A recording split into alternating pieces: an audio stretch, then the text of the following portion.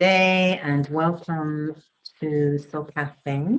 And our topic today, which we'll explore through an interview, is maintaining peace, experiencing peace no matter what, in all circumstances. So as usual, we are going to start with a reflection.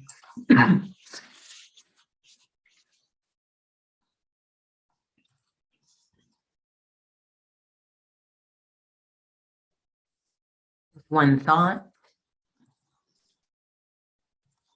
I feel my attention drawing into a single point, a single focus, very much in the present moment.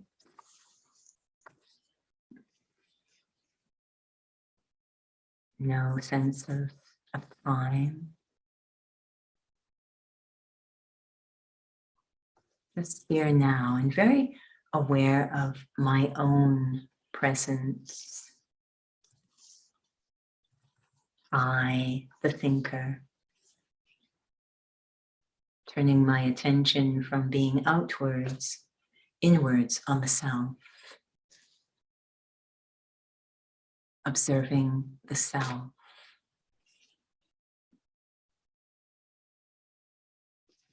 And diving through the window of that concentrated attention deep into the self.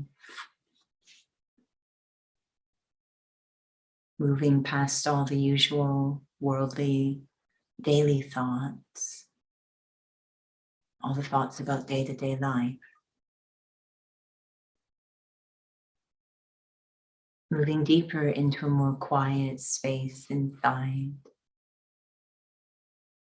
A space dedicated to more sacred, reflective thought. Thoughts about what really matters, thoughts about the big picture, thoughts about the point.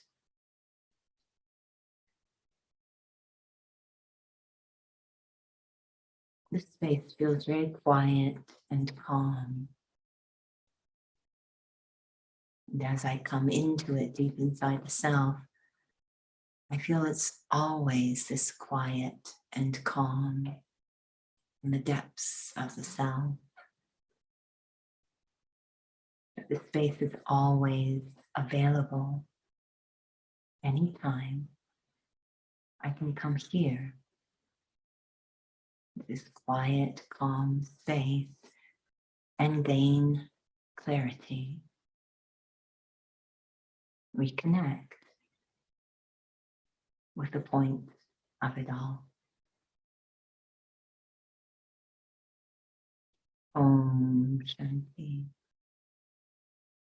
Om Shanti. Welcome to those who joined for Soul Cafe. In today's interview, again, the title is Peace No Matter What.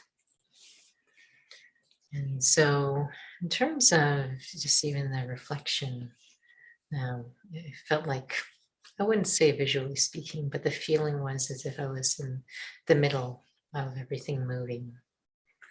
And how is that different from just visualizing myself? Because sometimes we do use visualization in so many different schools of thought. If I'm going to use that phrase, but this is very unique in Raja Yoga, I have discovered. There's not really, you can visualize, but really you're actually going to reach a ceiling. You're going to reach a limit, which is not what Raja Yoga is about. First off, we have the faith that we are not visualization in the sense of imagining our way into a state. We're not fabricating a state. There is that faith that we're actually connecting with something quite true inside. The second thing that I noticed is that I would have conversations with souls who, because visualization is used very often in meditation, and sometimes the terms are even used interchangeably. I'm going to visualize now, I'm going to meditate. But I would have conversations with souls who actually don't visualize. And they found these visualizations very very not really helpful, Mhm. and yet they were Mhm. still able to go into that experience. They just wouldn't use visualization to get there. They'd use, different ideas and understandings, but maybe not so visualized. So I think the fact that kind of experience, that kind of sharing, confirms that this isn't just a place you reach through visualization, that we're actually connecting with something concrete and real inside. Mhm. And of course, everyone has different learning patterns or modalities, different ways of reaching that same experience, but it's something concrete connected to the truth, and it's not dependent on visualization. Do you think there's a place for visualization? Just acknowledging that there might be some who do use them. I do, and I think that, this word visualization is based on the word vision, to be a visionary, and we often think of it as images when we hear the word vision or visionary. But when I think of someone as a visionary, the idea that they're able to extend their understanding beyond the usual, we say, comfort zone or safe boundaries or familiar spaces. So it's not even about imagery per se. When I think of visualization, I don't think of imagery. I think it's this sort of capacity to let go of the familiar and move into, we feel actually something that's quite familiar, but maybe a little rusty, to move outside the boundaries of what is familiar, to see beyond that. And the word seeing, which is so often connected to visuals and visionary, the word seeing also means to understand. So when I think of to visualize or to be a visionary, it means that my understanding can move into those new spaces. So I guess I was thinking about then this aspect of memory. You're talking about this eternal understanding, this unlimited sense of understanding. I've worked with individuals who have memory issues, and the intention is, I think, is to jog a memory, which I guess it would be very different from just picturing something. It's really what's going on an internal level. Yeah, no, absolutely. It's, am I trying to put something new in there, or I'm trying to activate something already in there? And visuals they say a picture's worth 1,000 words, so they can be quite powerful, but we're ultimately trying to activate an experience, a state, so which is beyond anything sensory, actually, in terms of physical senses. Something that I can experience that's in there to be experienced, but a bit underground, if you will.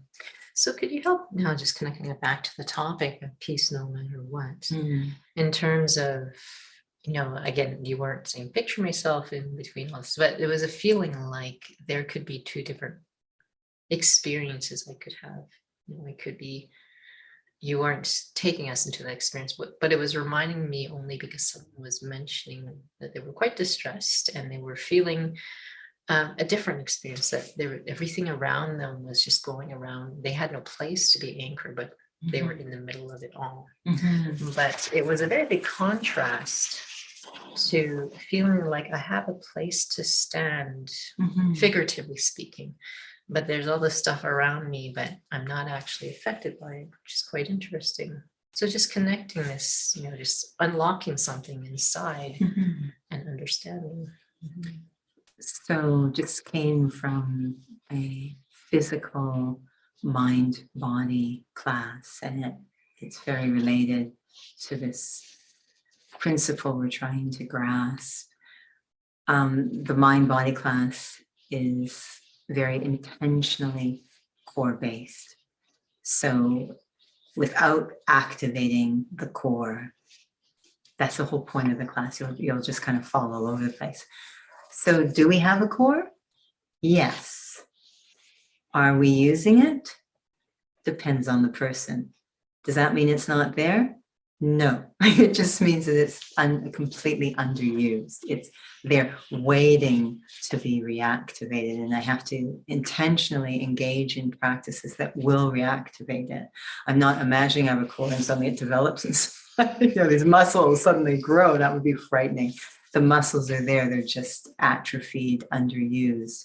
So I want to do things to activate them.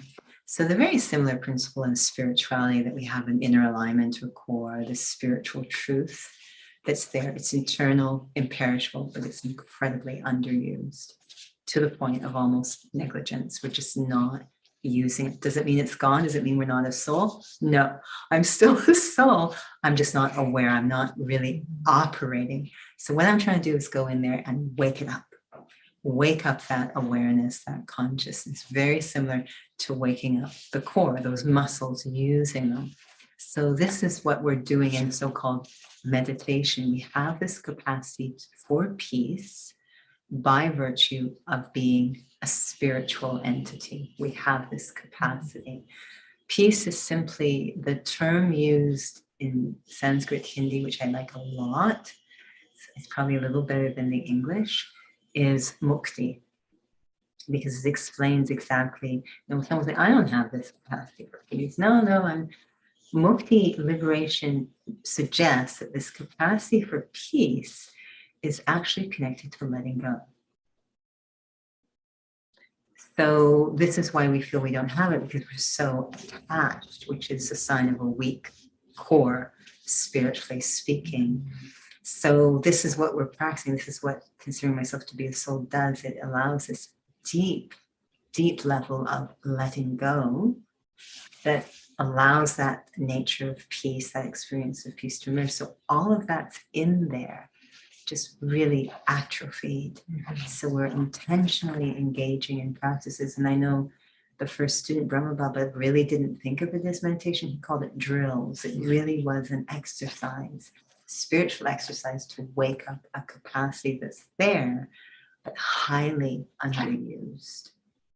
So it's interesting, this aspect of peace, no matter what, and you're mentioning the state that we have let go.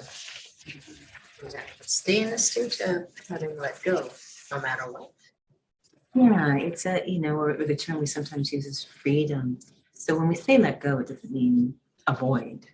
I mean, this sort of void, this empty place.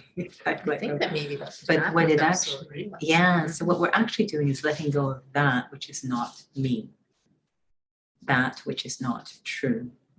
That's what we're letting go of.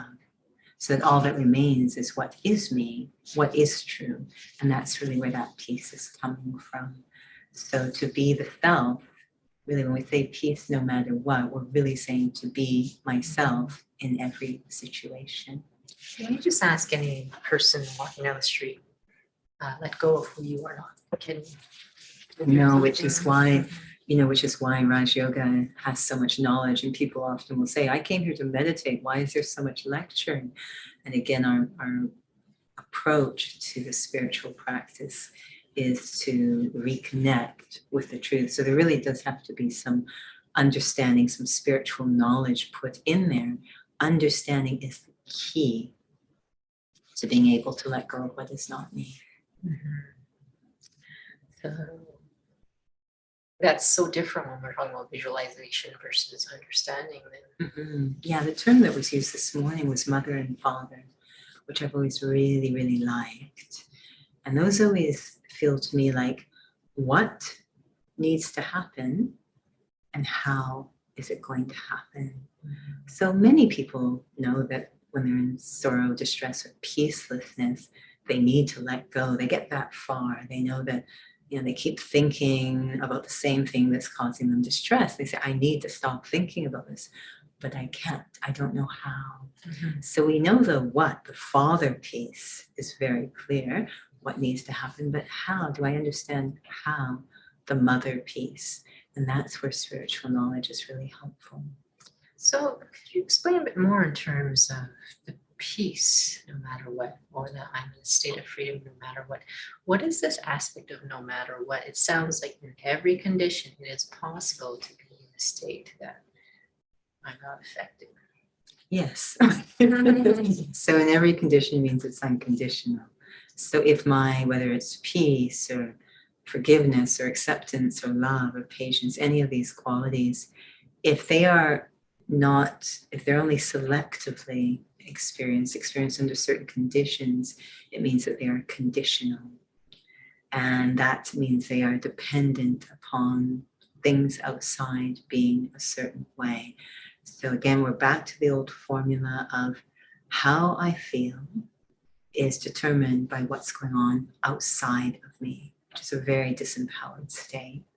So we call it Raj Yoga, or this very powerful stage, the stage of a sovereign or a self-master, to move to that constant stage. I'm constantly in those states because I'm not living from the outside in, I'm living from the inside out. So when we say peace or love or any of these, no matter what, it means that I've really engaged in a practice that creates that self-mastery, liberates me from being affected by what's going on outside, and able to apply these qualities of the self to what's going on outside. So what is the aspect of knowledge in terms of me being able to be generating those types of qualities from the inside out? And what kind of understanding in terms of things around me I have no control over? So the thing about knowledge, the first thing and perhaps the most important thing, the first step, is it's not really useful unless I accept it. So that's really the first kind of step. And we've had this conversation many times. I don't know if we want to go there again, but everyone has a different moment, timing, when they might be open to accepting it. But that's really, I can't pass go. Even if I kind of, I'm interested in it, I can't pass go until I've accepted it. Once I've accepted it, then the knowledge itself does wonders inside of me. It really starts to activate. It gets wheels turning, wheels that have gotten stuck and rusty. So the acceptance of the knowledge is huge. Mm-hmm. It seems like there are some really subtle inner capacities that we may not be aware of. Try to think about things, but if there's no acceptance, there's no resonating, then I might be trying harder than I really need to. Well, we're in a funny situation where the thing that's causing, we're positive, of course, but the cause of our peacelessness is something outside, again, because of that old formula, which actually is an illusion. What Raj Yoga looks at is this idea that actually what's causing me peacelessness are certain forces or tensions that have come inside, which we call the vices, and ego is really top of the list, but desires, expectations, all of these things that have gotten into inside, are inside, like the intruder is locked in the house with me. So they've come inside. This is what's, nothing outside is actually causing it. It's things that have entered the soul, the tendencies. So the very thing I'm trying to become free of is also going to block me, right? So the intruder doesn't want to leave. The ego doesn't want to leave. The desires don't want to leave. The fears don't, none of them want to leave. Even if I say, I am ready for you to leave, they don't want to leave. So what happens is they end up blocking the knowledge, which they know will be their death sentence. They end up blocking it from entering in a meaningful way. And I may not even know that's happening. It's often been shown that ego actually is huge in blocking it. So when we talk about thinking about it, being clever with it, clever is a function of ego, really. It actually, I could be adding fuel to the thing that's blocking it, thinking, oh yes, I'm so good in this knowledge. But it's actually this beautiful humility that allows the knowledge to go in. The sense of, I don't know, I need to learn, that allows things to go in. You remind me of volunteering some information to share at one point in time, where you used to have this dream where you weren't sure if you were awake, but you had passing that you did have this capacity of being lucid. That if you just went to turn on the light in the room, you could clear that you were really awake or not. And I was used to thinking about that example in terms of being able to know, have I really accepted knowledge, or am I just being really intellectual with it? Is there a way to tell? Yes, I think I asked this question a lot of times. Yeah, I remember having those dreams. It became me. I don't know if I'm going to tell you, but it made me a little nervous, because it was saying very clearly, you may think that you've got a handle on things, and you actually don't. I thought, oh my goodness, well, I know. And then, so it actually made me very, very wary, which I suppose is beneficial to some degree. I don't know if it actually explained to me how I'm going to know the difference, but I think that, these are, when someone, again, and I'm sorry to keep using the example, but when someone is trying to refine these subtle capacity, the subtle awareness, subtle body awareness, subtle physically, they really just become more and more experienced and honest as they go along. We really just have to start. And, if it's so, and this will be part of practicing soul consciousness. If I'm doing it properly, it will keep me humble. And I have to say, I've always been very, very touched, inspired, deeply respect the original students of Raj Yoga. They were very simple, very, very simple in their study. We're actually quite clever now. We have a lot of material available to us, and there were a lot of lectures, classes. I'm not saying they're bad. They're really important to wash through the self, to expose the self to spiritual knowledge. So we're lucky. But I have to keep things honest and simple. And when we look at the original students, so much of their practice was just mastering the basics. There was a humility in how they approached the study that I really respect. Constantly mastering the basics. Am I soul conscious? Am I the number one thing? It's a spiritual study. So spiritual presence, spiritual awareness would be the main thing to take full benefit from the study. Just as we say in a physical exercise, you can do the exercise. You can even think you're doing well at the exercise, but always I can't take full benefit from the exercise if my alignment is off. I might as well reduce the weights, or reduce the range of motion, or reduce the progression, reduce the difficulty, master the basics, and then slowly begin to advance, always keeping an eye on the basics, on alignment. This applies 100 times fold to a spiritual study, soul consciousness. Have I put that aside in what I'm doing? So basically, really, unless soul consciousness is meaningful, I really can't experience peace no matter what. No. It's, and I think it's so helpful to know the two pieces we work with in Raj Yoga are meditation and yoga. We, term meditation simply soul consciousness. So I get to connect to who I am, deeply experience that in soul consciousness. For that to become constant, I need yoga with the Supreme Soul, which melts away that which is not me. So between the two, then I become more and more stable.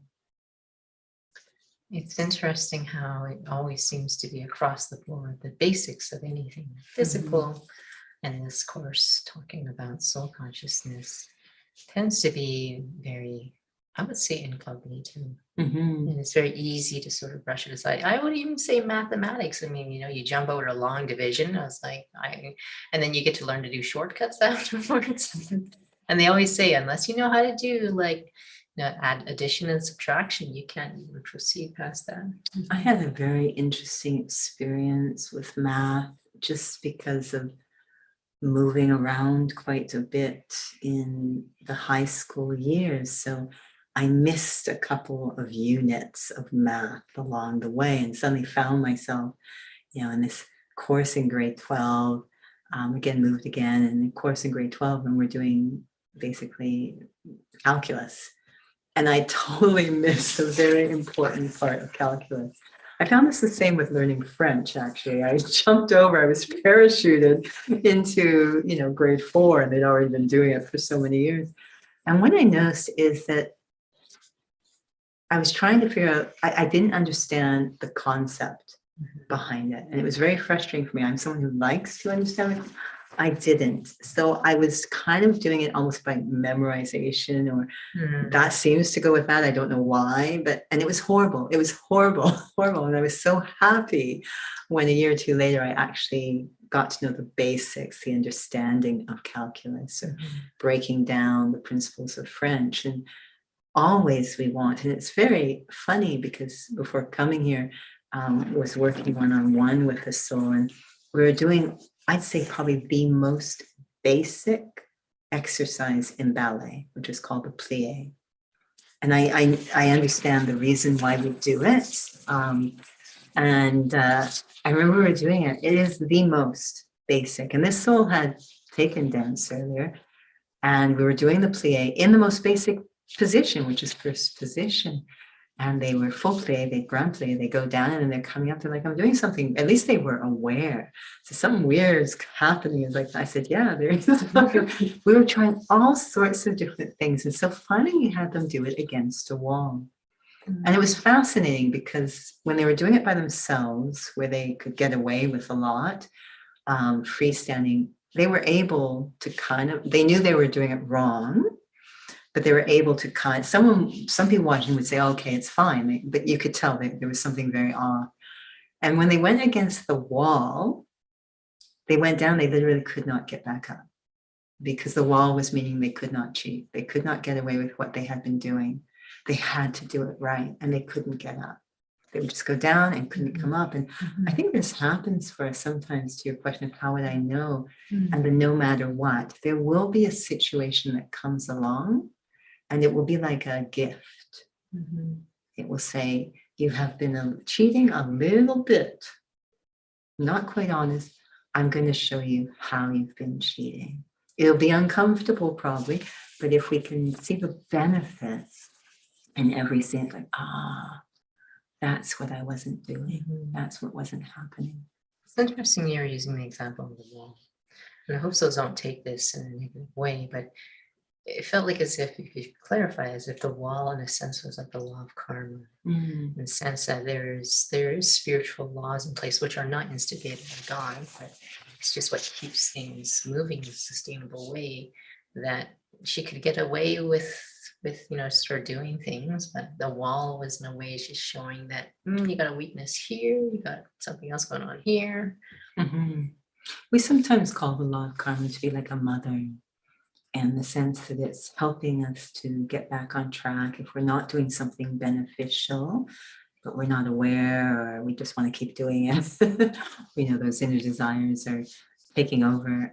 It will gently indicate to me, this isn't beneficial. Now, of course, we won't see it that way because it's stopping the thing I want to do. The desires want me to do, and it's not allowing that to happen. But it's actually saying this is not beneficial, what's going on. So it was quite, and it was very funny because they were aware and everything, and so we were speaking about it, but they just wanted to keep doing it and said, no, I have to understand this. I have to understand what's going on. So it was quite funny to watch. It's like they went down and they get stuck and they just look at me with this look on their face of what's going on. It's the same look that we have in situations. Why is this happening to me? So it was very interesting. There's this word that I remember looking at a long time ago. I used to enjoy looking at words, not so much now, but it's the word test, because you often hear that people say, God tests me, I'm getting tested. And even when it comes to actual university and school, everyone's scared of tests, right? But it's, tests are, if we can have some sense of objectivity, you wouldn't really know where you are at unless you had a test. But anyways, what I found is there was a very lovely meaning, which was to examine the authenticity of something. It actually originally came from testing the quality of gold, to examine the quality, the authenticity of something, which I found quite interesting. But it seems like there's some stuff inside, and again, it feels like it's the connection between, am I soul conscious, which there would be worth, and this other stuff, which is unworthiness, victimized, how we look at things and we see them as obstacles and always a point of defeat. Yeah, and I think it's back to that idea that the intruder is locked in the house with me, that I, the soul, genuinely want to benefit, but I've got these forces locked inside with me, ego being top, which is going to block that going on. So, because otherwise tests are wonderful learning opportunities, but ego doesn't think so. Because ego just wants to do well on the test, wants the image to be maintained. And so, but really there's just wonderful, they're meant to be corrective. Mhm.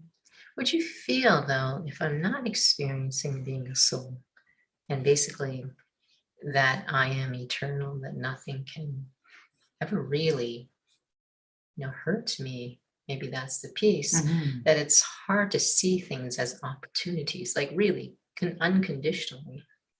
Yeah, we only have two choices. Either we are soul conscious, where there is the self-respect, or we're body conscious, where there's ego. There's only the two choices. So obviously, if I'm not in the soul consciousness, then I would be in the other one, which makes me quite blind, very uncomfortable. So this aspect of peace, no matter what, I know we use this phrase, this term, capacity in the soul. For those who've taken the Raja Yoga course, detached observer.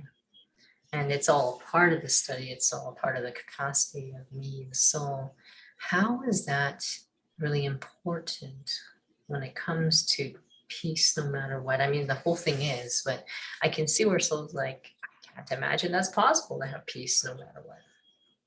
I think it's very connected to the body of knowledge that you're working with. So Raj Yoga is sharing a body of knowledge that allows us we can be observing or witnessing things, but we have an understanding, in fact, that word understanding. So we're literally seeing things in a different way. I used to always enjoy that kind of thought device, that storyline where, what if there's a scene going on? Let's take a fitness class. We've got a bunch of people jumping around to manic music and someone yelling at them. What if an alien parachuted into that scene and just observed that scene? What would they think is going on? Is that person mad at everyone else in the room because he's yelling at them? Or, so and I have to understand the context. I have to understand the big picture. That will shape how I see or interpret what I'm observing. So Raj Yoga gives a body of knowledge which really helps us to see and interpret everything from a place which won't disturb the peace and actually enable us to be able to contribute or cooperate in a beneficial way. So the body of knowledge is super important. The soul consciousness, again, is very important because it's keeping us free of desires, expectations, all of these things that are definitely blinding us, really blurring how we see things. Just backing things up a bit, you had mentioned about just not being able to see that anything I'm doing is beneficial. And perhaps maybe that's the point that becomes a sense of confusion is beneficial to who. So when it comes to the body, I'm going to leave aside weird things that might happen, congenital or injuries or anything, but the body, and it's funny you mentioned the word test, because I was actually thinking of medical tests, and it's useful to get it's useful to get medical tests because I can see what's wrong. So with the body, there is an ideal. It's structured. The body is structured. Again, anomalies aside, the body is structured to operate a certain way, and it will operate in a pain-free way if it's used accurately. So postural alignment is one. As you're sitting right now, if you're experiencing any pain or discomfort, it's a very loyal signal from the body. You are out of that absolute alignment. This is why we can go to a healthcare provider and get advice from them, because they've been taught this is the accurate alignment for the body. We're going to work from where you are towards that accurate alignment. There's an absolute, which is what your question is coming around to. There is an absolute. And the same applies spiritually. How can we know what's beneficial? There is an absolute about spiritually what is beneficial for every single human soul. There is an absolute. Self-respect is beneficial for every single human soul. You're not going to walk up to one and say, I think it would be really good if you had no self-respect, they're going to go, well, I think it'd be really good if you hated yourself. I think that's going to be really beneficial. No, clearly we know this isn't, there is an absolute. So when we start to really reflect and study those absolute principles, what is the healthy alignment spiritually? What's the pain-free alignment spiritually, which is where peace comes from? You know, those are absolutes. So then this connects back to then peace, no matter what. There is an absolute. If I am experiencing that absolute in that position, in that lens, that reality, then it's possible.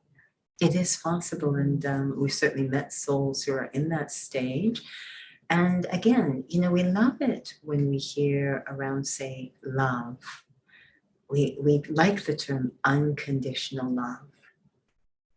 I don't think we want to go up to someone and say, can you please love me conditionally? We like unconditional love. We're talking about unconditional peace. And yes, it is possible, but it's not because I arrange everything in the outside world the way I want. That's not possible. It's because I have stabilized in that absolute healthy alignment internally. You know, this aspect of no matter what, and we had an interview topic in the last few weeks, to be able to transform things, to overcome obstacles. There's so much clarity in that interview in terms of what are obstacles, and how do I know if I'm actually just trying to just see things a different way and I'm just really coping. And it made me realize early this morning in terms of the difference between the absolute and just my opinion. And we don't realize that just trying to see things in a better light without an absolute understanding of the truth of what's really happening is just an opinion. I know that might sound quite strong because we do have this aspect of your truth and my truth, which is really challenging for souls to really realize. Yeah, there's a couple of things from what you share that I find very interesting. One, again, is back to the humility required to be able to really move forward, get to the point where I need to learn. I don't know, I need to learn. That humility required. But the other piece with that is I've watched the souls and where they're willing to, as we say, let their intellect bow down, where they're willing to display that humility. You know, if they're holding on to ideas, I watch, wow, that other person had a different idea, but they were willing to accept it. Why? They wouldn't, you know, if someone else said to them. So it has to do with authority. And, you know, I'm sometimes around souls who have very high positions, very strong ideas. You have to be very tactful sometimes. And I'm always curious. You know, they're decision makers of these huge corporations, but when they're with a personal trainer who they feel is an authority in that particular field, it's amazing how they'll bow down to their expert. If the trainer tells them to do this, they'll do it. It's like it's their God or someone, they'll just do it, they'll bow down. Whereas they wouldn't normally do that for other people in other disciplines. So what's going on there is, again, that piece on authority. We will let our intellect bow down to someone we feel is an authority in that field. It could be nutrition, it could be the arts, where normally we're, quite frankly, arrogant. We don't. We hang on to our ideas, I'm right. We've seen this a lot in the last 2 years on certain issues. You know, so much was available on the internet. I am shocked, absolutely shocked, how much souls let their intellect bow down to what is going on the intellect and on the internet. It's, they sometimes they don't even know these souls. So we will let our understanding bow down in terms of those who we perceive to be an authority. They may or may not be, but we perceive them this way. So this is huge in Raj Yoga. We want to study with someone who is an authority in spirituality. And there's only one soul who is that, and that would be God. Sounds like a few elements that really help one to let go then. Is it my timing? But that seems very connected to when it is my timing, something really resonates inside. Do I recognize the authority of who is teaching? So there seems to be a few elements that hopefully it's not like all the planets line up in that way, but how do is it possible to help myself sort of move forward to increase my capacity to let go? I suppose it is if it's in my. Yes, it might if it's time. But one thing that I very much hold in my heart is I have so much faith in the human spirit. And I remember the first time I started seeing these different films and movies that had unhappy endings. And it literally, I was like, I'm sorry, they've broken every law on the book. Stories should never, ever have an unhappy ending. Because I have complete faith that souls, everyone will get there at the perfect time. They will start to benefit themselves. And what that means is experience less, develop those inside resources to develop them so they experience less sorrow, less pain in their lives, less distress. I absolutely think that it's going to happen for every soul. Every soul has a happy ending, if you will. They return to that really healthy state. So I'm not a big fan of these movies that have dark endings. I think it's going against the basic law. That's really my opinion. Of course, you may disagree. I feel that, in the heart of every soul is that nobody wakes up and saying, I want it to be a bad day. Right. So I guess they might feel they deserve a bad day, but it's certainly not what they not want. seeking it. Sure.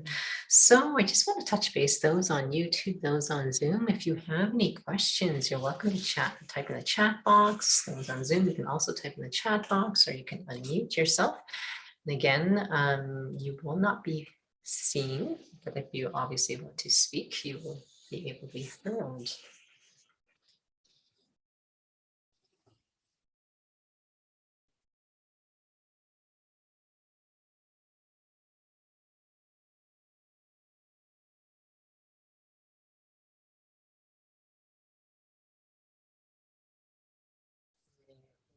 Keep an eye out in the chat box. Oh, there you go. Om Shanti. Om Shanti. I just want to share a conversation I had with a soul a few days ago. So we talk about the spiritual knowledge and the body, of knowledge, based on truth that, if we have that as a foundation, we can find that eternal peace from within. And it was an interesting conversation with the soul because it just happened. We talk about spirituality, and she's actually a client of mine. And she told me that she's never been introduced to religion, to any spirituality, to God. But based on my experience with her, the vibration is so powerful. She's a very, I would say, peaceful and simple soul. And she was asking about God and I was sharing about, experiences of mine, why I, study spirituality. And the three words that really struck me, because she shared that she's living a simple life, she's content, and she's happy. She's never jealous and confident of herself.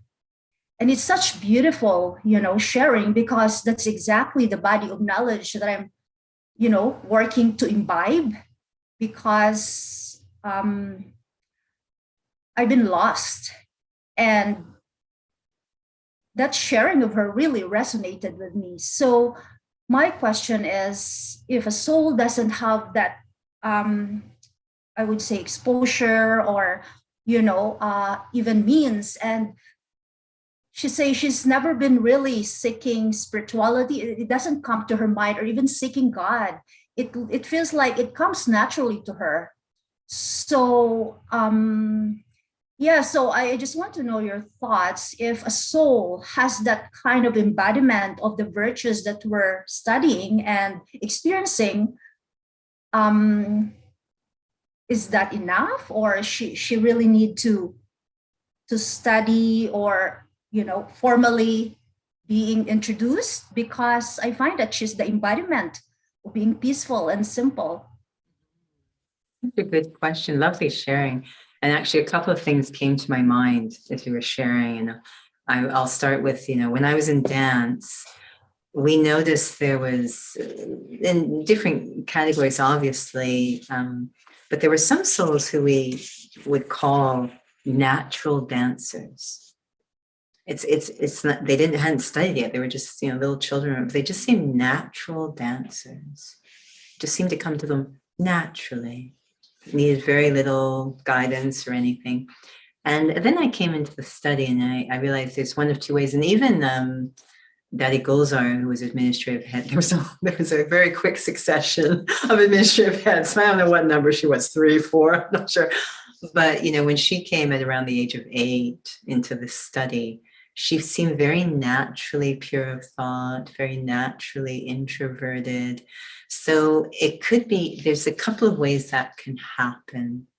One is in terms of karmas that soul has been performing, they've been able, very fortunate to carry those, we think about rebirth in this study, carry those sanskars from birth to birth because of the types of karmas or actions they perform.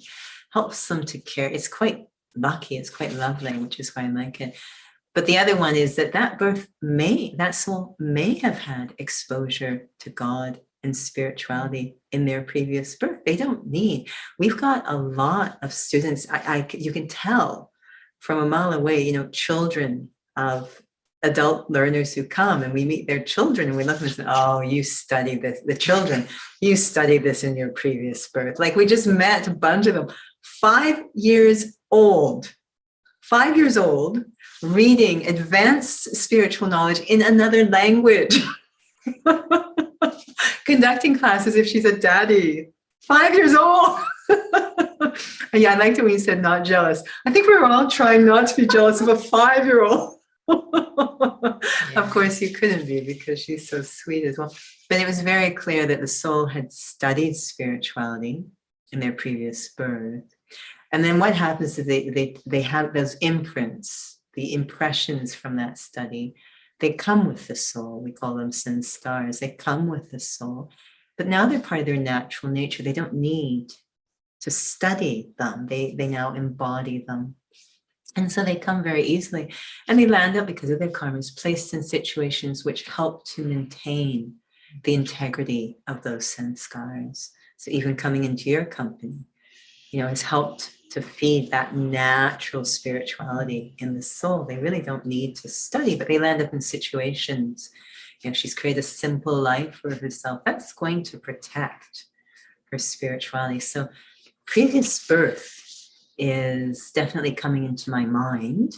And I'm saying previous birth because if she's coming to take, if she's a client of yours, then she probably has something that she's having to address. So there's some settlement going on there. But sometimes it's a new soul as well, who just has this beautiful purity about them. So peace comes very naturally. Just don't compare yourself to others because you're seeking and you don't feel Yeah, like you're the yeah. same as- I love it. Not jealous was on your list because this is a huge one. This is a big one that strips us of our peace. And Daddy Janki used to speak of this, target that one a lot. She would say jealousy is very, very unhealthy for the soul. It's a disease. It's based on body consciousness, on lack of self-respect. I mean, it has a foundation, but so it was lovely but that's the feeling I was getting from your sharing, is that she does have exposure, but it might have been in a previous birth. Yeah, so it's natural for her. It's quite lovely. Lucky soul. We only have blessings for her, no jealousy. Thank you. I was actually telling her that it's such a fortune and you don't need God, because you are the embodiment. Well, I didn't say embodiment, but I just, make it, Yeah, that's the other thing that was coming into my mind as you were sharing, is we have a soul, Ram Prakash, in New York. And he was in the towers when 9/11 happened. and up, way up there. So he's going to have to travel down quite a treacherous journey to come down from one of these high floors when the towers are coming down.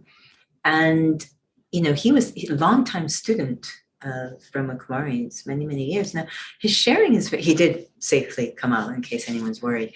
But what's interesting about his sharing is he actually said, I didn't actually think about God. But all of those years spent with God had developed a very natural, we call it dharana, or nature in him. So very naturally, he found that he was very aware of those around him, wanting to support those around him, even holding himself back in order to make sure others weren't left behind. I mean, it's quite an unusual nature since they have only so much time to get out, and they're not aware that they only have so much time. But this nature that emerged because of the amount of time he has spent with God, he actually said, I wouldn't say I would formally, you know, I'm having yoga with God. I mean, I knew the connection is very natural for him, but it wasn't that he had to deliberately. He had to be very aware of what was going on around him to make some decisions and choices and look out for others. But again, if the soul has spent so much time, perhaps being, you know, reflecting on God in a previous birth, it's so natural. They don't even, we say, you know, do children know they're innocent? They are. You can try to ask them. They have no idea what it even means. They don't know anything else. It's so natural that they don't even know. And it's the same, you know, with dancers who, you know, sometimes we walk up to people and say, do you dance? And they say, no, I've never danced in my life. It's like, you've got to be kidding. You know, it comes, people are killing themselves to have these, you know, these things that seem to come very naturally for you. It's quite fun, right? There's no effort whatsoever. So the carrying of the sanskars, these impressions from the previous birth, is a very interesting topic. And that's what we're trying to do when we say peace no matter what. We're trying to do it within this birth, make it my natural nature. So that, you know, do I have to make effort if I say I'm shy in nature? Do I have to make effort to be shy? It's just, it comes naturally. It's like, oh, I've got to be shy now. I've got to be shy. I'm a shy person. I've got to remember to be shy. It's like, no, it just comes naturally. Peaceful as a nature.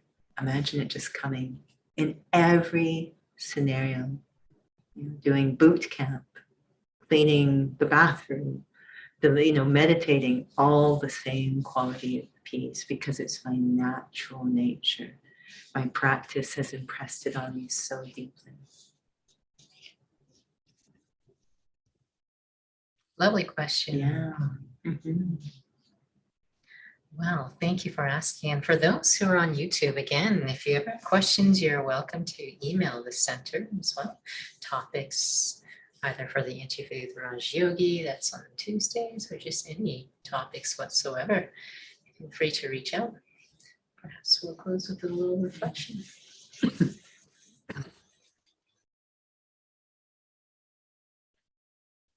Perhaps the number one cry on this planet at this time is for peace. Doesn't matter where you are, how wealthy you are, even how healthy you are. There's still this cry from inside every soul for peace.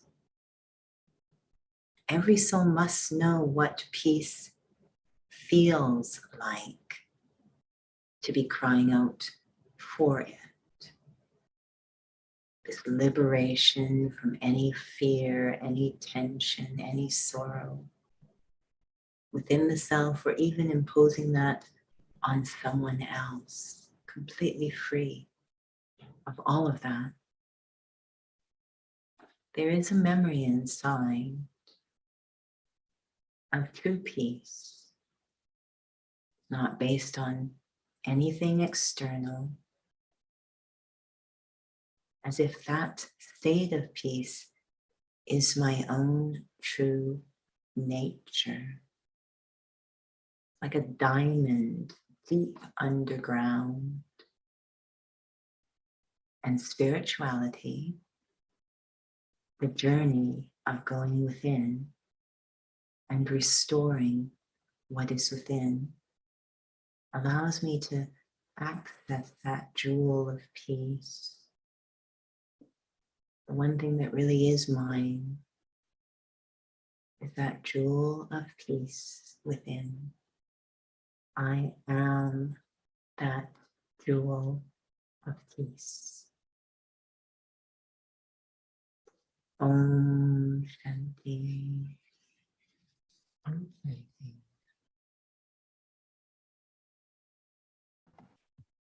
Om Shanti. Thank you for joining. Bye.